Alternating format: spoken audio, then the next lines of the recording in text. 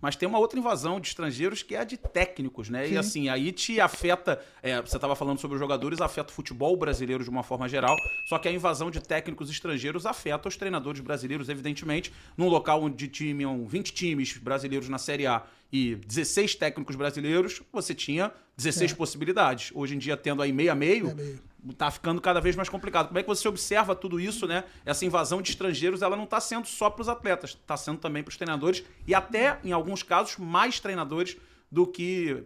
mais técnicos gringos do que brasileiros. Cadu, eu sou muito direto em relação a isso. Eu trabalhei 2 vezes fora do Brasil. Se tiver oportunidade, uma boa oportunidade, volto para trabalhar, ou seja, seria utopia minha falar que sou contra. É uma tendência natural, isso aí não vai retroceder. Mas eu acho que a gente tem que botar a mão na nossa consciência e ver também onde nós erramos. A gente não tem uma classe extremamente unida. Nossos cursos foram estabelecidos de forma até atrasada, vamos dizer assim, até porque a FIFA sugere os cursos de formação de treinadores há muito tempo, e o Brasil, se eu não me engano, foi 2013 o primeiro curso. Então, assim, a gente tem que botar a mão na consciência e ver onde nós erramos. Isso para mim está muito claro. E eu acho que estabelece também réguas para a gente, da gente ter que melhorar, evoluir, querer crescer, querer melhorar o nível de trabalho, comissão técnica, a exigência do clube. O que chateia um pouco a classe, isso eu sei, porque a gente tem contato direto, é assim, que o nível de tolerância normalmente para um treinador de fora é muito maior, o nível de segurança nos contratos muito maior, e assim,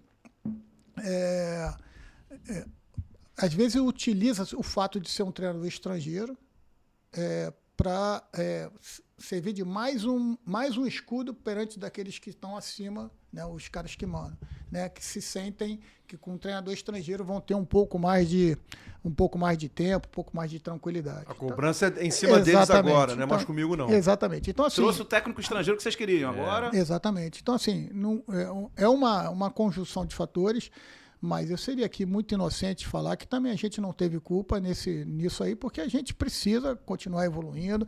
Acho que o fato da gente ter 5 estrelas na camisa da CBF não nos dá nenhum tipo de garantia mais do que os outros, né? E a gente precisa continuar evoluindo. Eu bato na tecla, nós temos excepcionais treinadores. Eu trabalhei na base há muito tempo, muitos desde que estão aí e alguns outros que ainda não conseguiram ter oportunidade de subir ao profissional, ou alguns que estão em equipes menores. Temos excelentes trabalhos que não deixam a dever a nenhum outro. Porém, vai ser uma questão de oportunidade, o espaço se diminuiu, trabalhar quando aparecer a oportunidade, tentar fazer o melhor possível, como está fazendo, por exemplo, o Rafael Guanais lá no Mirassol. Quando surge esse assunto, seja aqui no Conta e Manda, diante de qualquer personagem, seja treinador, seja jogador, seja dirigente, na Rádio Globo, na Rádio CBN, onde eu participo, no Sport TV, onde eu participo do Redação Sport TV, eu faço a seguinte pergunta. E aí, obviamente, né, a pessoa que está aqui, ela se posiciona. Você já deu uma pincelada aí.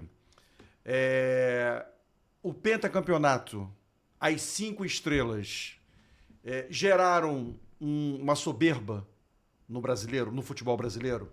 Ou seja, somos pentacampeões, somos os melhores, e isso basta, isso é suficiente para a gente continuar sendo o melhor no mundo, e aí a gente deu aquela estacionada, né? E não dar um F5, e não melhorar, e não estudar, e não evoluir. Você acha que se houve um malefício de 5 estrelas, né, do pentacampeonato, esse é um deles? Quem sou eu para julgar alguém, né? E uma questão dessa que é bem sensível.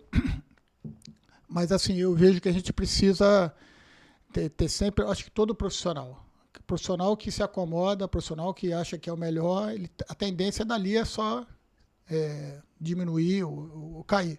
Então, isso em todas as áreas. Eu acho que não é assim como treinador. A gente está num esporte, num meio que evolui drasticamente de 1 ano para 2 anos. Assim, antigamente a gente falava de gerações, década de 80, década de 90 e tal. Você não pode falar isso no futebol. Futebol, a cada 3 anos, tem novidade a rodo para você discutir, trabalhar, testar, avaliar se deu certo, e melhorar coisas novas. Então, assim, as gerações, talvez até pela velocidade das mídias, velocidade que tudo chega para você. Um mundo analógico Exato. e hoje um mundo digital. Então, assim, hoje você não pode acomodar. Então, eu acredito que realmente a gente precisa estar acompanhando toda essa evolução para que a gente, como esporte, como futebol, como meio que sustenta a todos nós, a gente precisa estar evoluindo. O treinador brasileiro também. Por isso eu te falo, assim, tem muita gente boa trabalhando. Eu não gosto de ficar falando muito assim sobre comparações de passado, porque são totalmente diferentes, mas aprender com o passado e tentar evoluir mais ainda no futuro. E aí, você gostou desse corte? Então segue a gente aqui no YouTube para receber outros cortes como esse daqui.